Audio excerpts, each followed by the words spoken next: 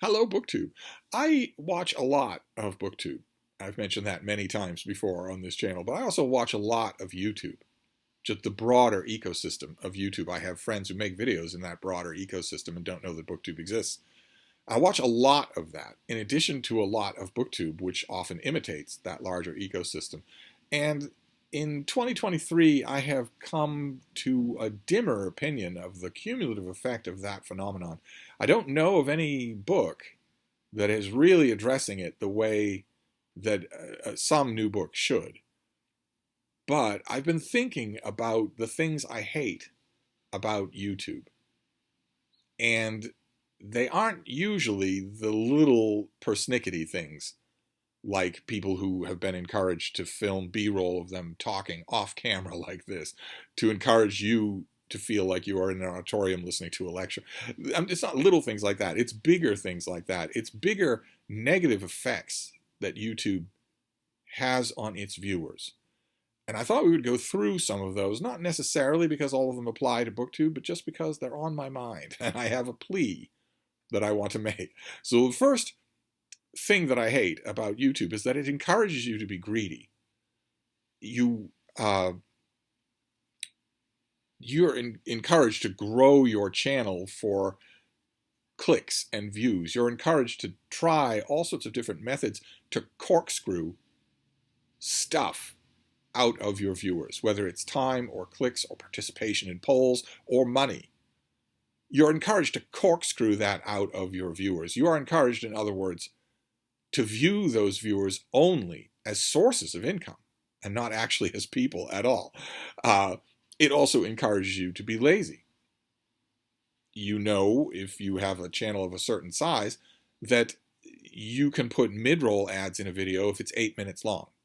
If it's not 8 minutes long, it's not long enough for mid-roll ads. You can still load it with ads at the beginning and the end, but you can't nab people right in the middle for that little extra burst of money. And since YouTube has said that that 8-minute rule is for now carved in stone, that 8-minute rule is hovering in the mind frame of everybody who makes videos for money. And the result is, naturally, the one effect of that thinking is that anything after 8 minutes is extra, is you working for free for them, for those people. And those people is never YouTube. It's your viewers that you're thinking of.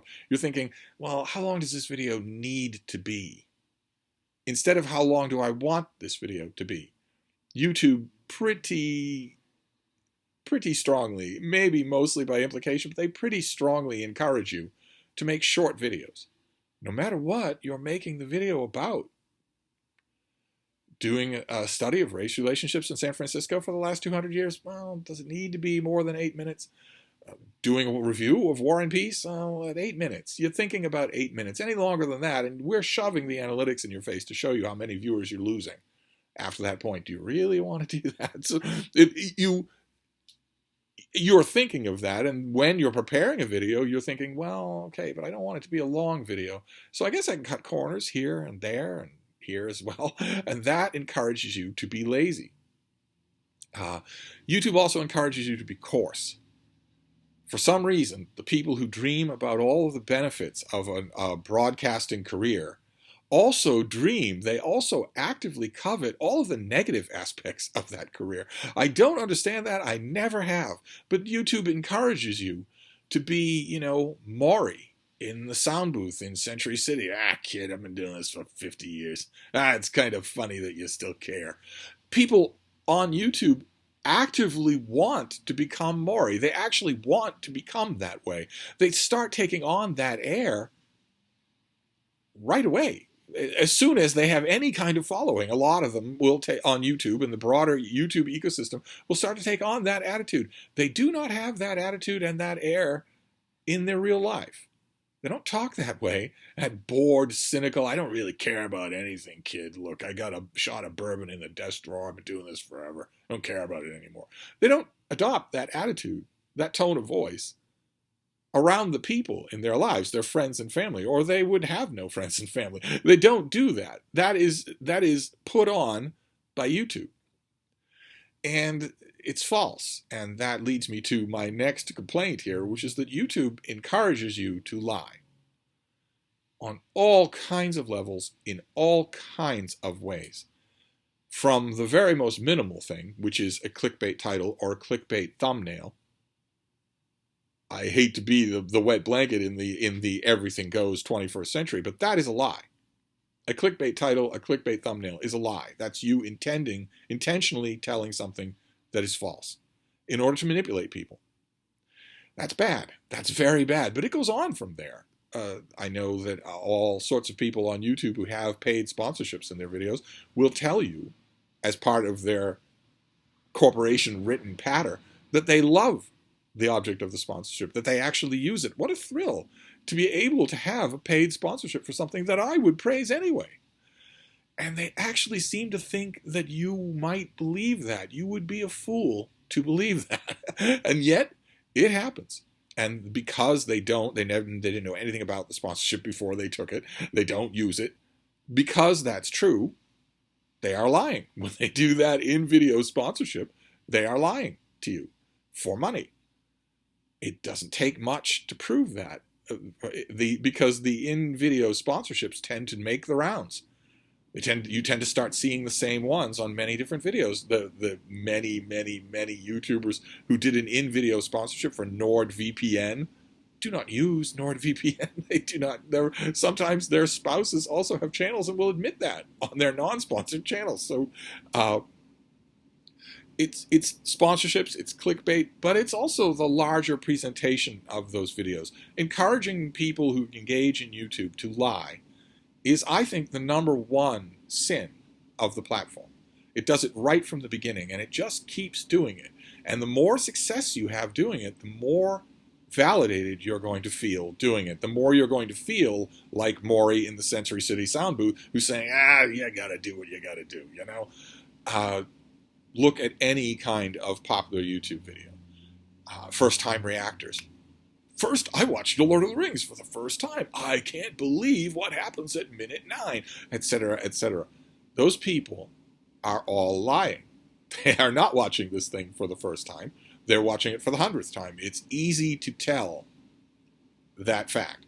The fact that YouTube encourages people to lie is based on two things that mystify me. One is that apparently everyone who makes a YouTube video considers themselves to be Laurence Olivier in terms of acting ability. So that if the shtick here, the gimmick for this video, to bilk the rubes of their eyeballs, of their clicks, if the shtick for this video is for me to act like I've never seen The Godfather before, well, I can do that. You can't. It's really, really obvious you are not a good actor. Most people aren't. Not only that, but also there's that horrible invidious attitude of how, well, yeah, I make a reaction channel, but my genuine reactions, the ones that aren't lies, the times when I'm not lying, the time when I watch Blade Runner for the first time, literally, I'm not going to share that with them. That's personal. They don't deserve it. I hate them. They're just money. They're just pay piggies. It's first-time reaction videos. It's camping videos where they pull up with the drone footage of the snowbound campsite. No one anywhere around. The drone footage shows the van pull up. The van life people get out and say, "Yeah, predicted to be 3 feet of snow, guys. Going to be pretty wild." Then they go about the apparently mandatory ritual. Apparently, there's a food fetish in all van life. In the van life world, you can't make a van life video unless you show yourself preparing a pretty good meal in the van. You've got to show all of the ingredients. You've got to show yourself cooking it. You've got to show yourself sitting and eating it. I don't know why that's part of van life, but it is. So you show that, you film that, and then you go all the way to the end. You poke your head out the door. Oh, look at that snow coming down, guys.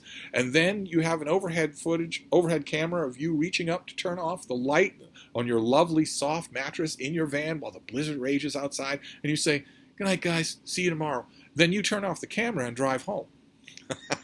You drive home, where the bathroom is right down the hall, instead of across a snowbound lot with bears and wolves and winos and with the door frozen shut. You go home. Same thing with minimalist videos, where they film a video and they're in the one black T-shirt that they own. They're sitting on the floor because they don't have any chairs. All of the walls are white. The coffee table is white. The couch is white. The cactus bowl is white. The cactus has been painted white. And they're talking to you about how they've Marie Kondoed their life. And when they shut off the video, they go home. That minimalist apartment is a set. And they might call it that in their mind. They might say, well, it's just a set. You know, I'm promoting a philosophy here. I'm promoting discussion here. But what it is a lie. All of that stuff is a lie. You are lying when you do that. And lying is bad. But in addition to that, in order to tell that many lies, that leads into the next thing that I hate about YouTube, which is that it makes you callous. So that you don't care one way or another. Again, we get back to, you know, Maury in the sound booth with the bottle of bourbon in the bottom drawer of his desk. Right? It's nice that you still care, kid, when you've been in this business as long as I have. You haven't been. You haven't been in this business that long. You've put on this horrible, loathsome persona eagerly, but recently. You aren't like this in your normal life, and you didn't know that YouTube existed 10 years ago. So you aren't like this.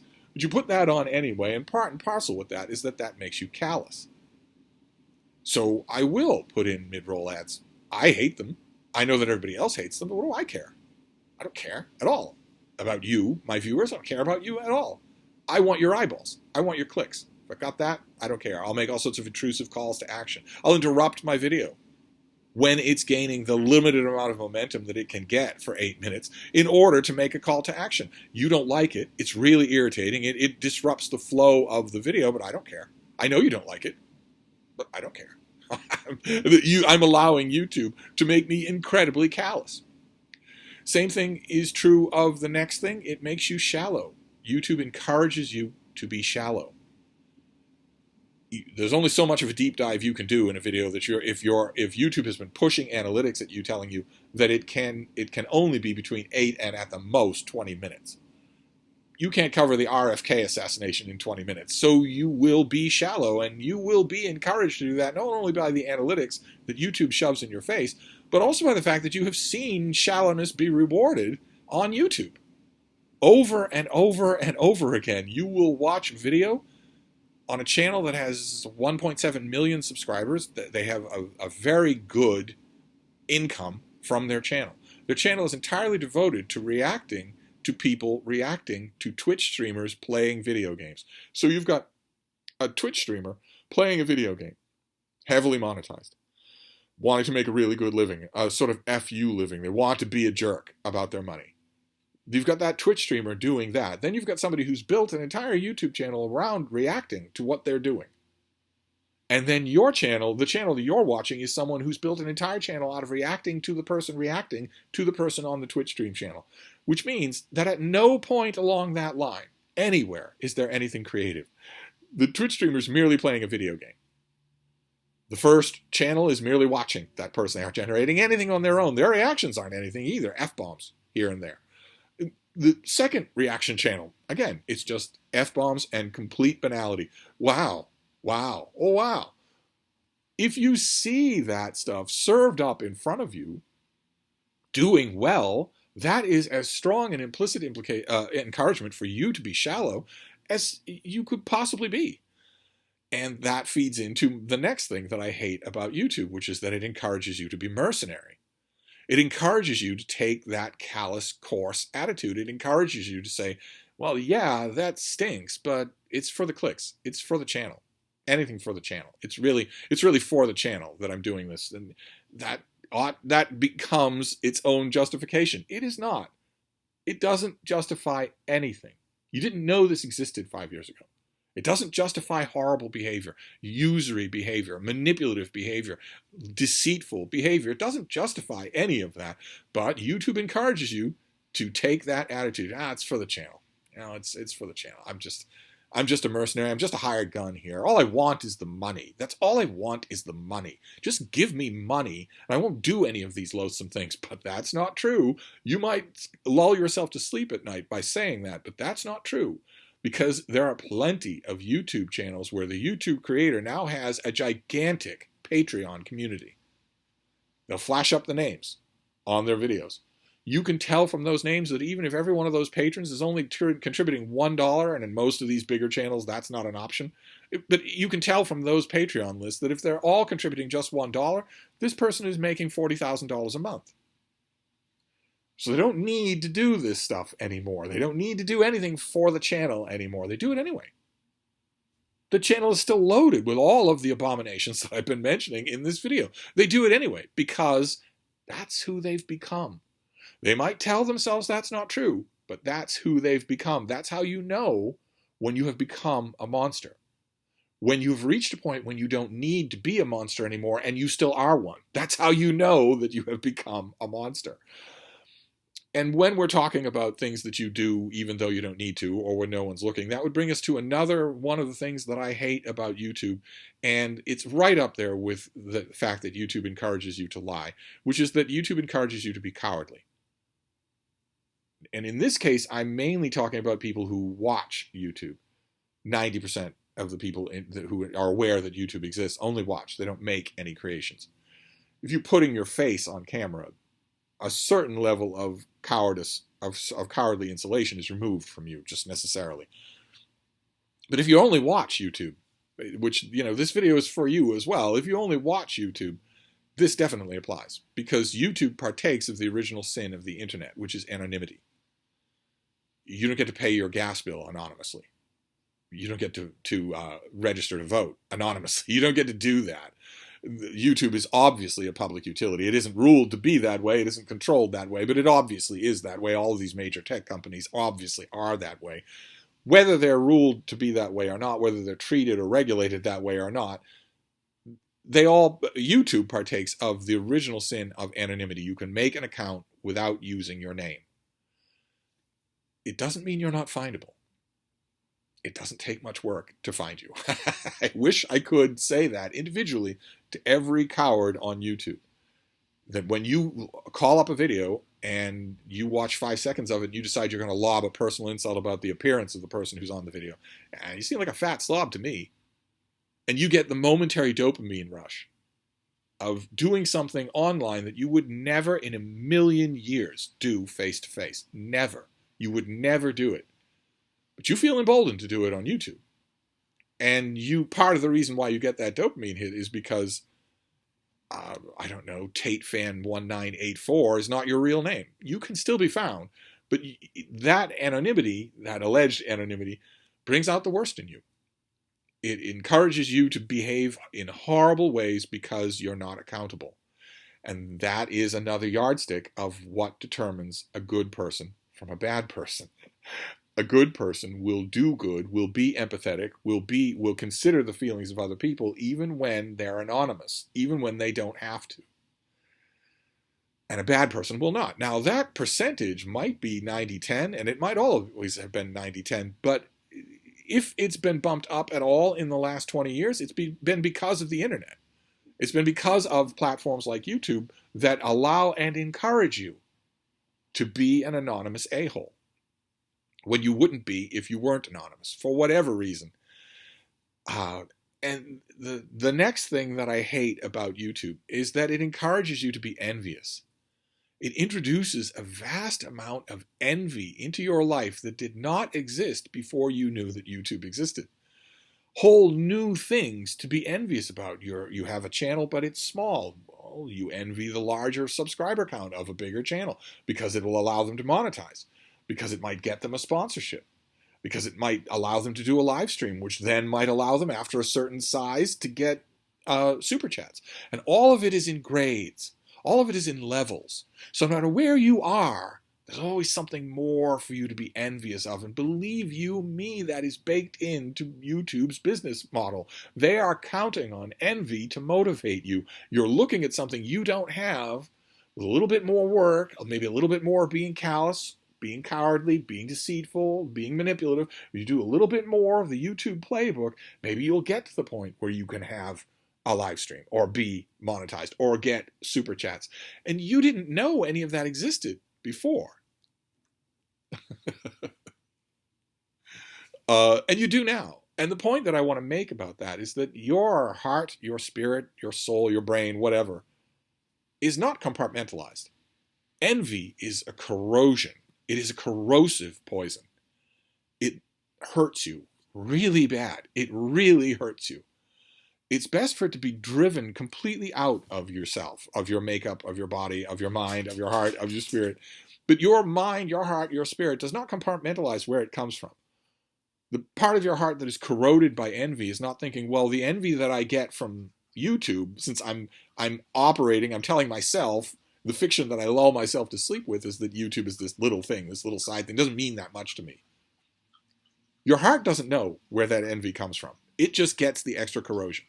It's incredibly horrible for you, and it's built into the YouTube ecosystem that everything you see around you is supposed to make you envy a little something more. And does that envy have anything to do with the original reason that you might have wanted to make videos? No, never. It never does. Whether it's share your passion of woodworking or makeup tutorials or health and fitness, that passion at the beginning was real. I like to think, for a lot of people, that passion was real and had no element of envy in it. The envy comes at the manipulation of YouTube, so that all of a sudden you are a false makeup person. You have a long sponsorship in the middle of your video about how you love such and such a brand. You'd never use it. In your own life, you would never use it. You're lying when you say you would. You're a fitness guru on YouTube, and you go on for the whole length of your video about what a clean, responsible, healthy lifestyle is. And guys, I've got a few slots open for my personalized coaching program. Only $300 a month. And the minute the camera goes off, you are binge drinking, getting stoned for hours at a time every day, smoking, of course. That is a lie. And your passion at the beginning may have been real, but YouTube has suborned it to make you lie, to make you, and they've done it by making you envious of people who've been down the trail a little bit further than you and lying a little bit longer. And that really brings us to the summation of the points that I'm making. I mentioned that YouTube is suborning all of this behavior in you. It's dangling 30 cents a month in front of you in order to suborn horrible behavior from you. It's never suborning any good behavior. And it's important that we look back on the points that I've made and realize that that has been true of all of them. I am talking about subordination. I am talking about YouTube encouraging you to do things, not YouTube compelling you to do things. None of the things that I've mentioned so far are compulsory at all on this platform. Some of them will be in very little time. Some of them will be. You'll have no choice whatsoever. You maybe won't be allowed to make a 30-minute video if you don't have a subscriber count of X, Y, or Z. Maybe if you have a subscriber count of X, Y, or Z, you won't be allowed to have a channel that's free anymore, that's ad-free anymore. You'll have to put ads on there. It's YouTube's platform. They can do that. And every public utility platform before YouTube that has been in a similar position has ended up doing that. It has ended up imposing those compulsions on all the people who want to use that platform. But right now, that's not true. Right now, I've made this list of 10 things I hate about YouTube that's entirely voluntary. These are all things that YouTube is encouraging you to do. So I want to end this video, especially for those of you who are on YouTube in one way or another, making one kind of a video or another, whether it's books or anything else. Don't do it. Don't do it. Don't give YouTube the power to make you the worst version of yourself. Especially don't fall under the stupid idea that you can be that worst version of yourself on YouTube, but that when you turn the camera off, you revert to being you. That doesn't happen. That is not true. When you become morally or personally debased, you are morally or personally debased. It's not compartmentalized. When you turn the camera off, if you've allowed YouTube to make you all of the horrible things I've mentioned in this video, you are all of those horrible things. Don't let YouTube do that. Don't give this platform the power to make you callous or coarse or greedy or deceitful. Don't let them do that. It's not compulsory yet. So don't act like it is. Don't feed yourself into this system. It's the point that I'm trying to make. You can use this platform without letting it use you. So there you go. Those are 10 things I hate about YouTube. Just a video I wanted to get off my mind. I will wrap this up for now, but I will be back.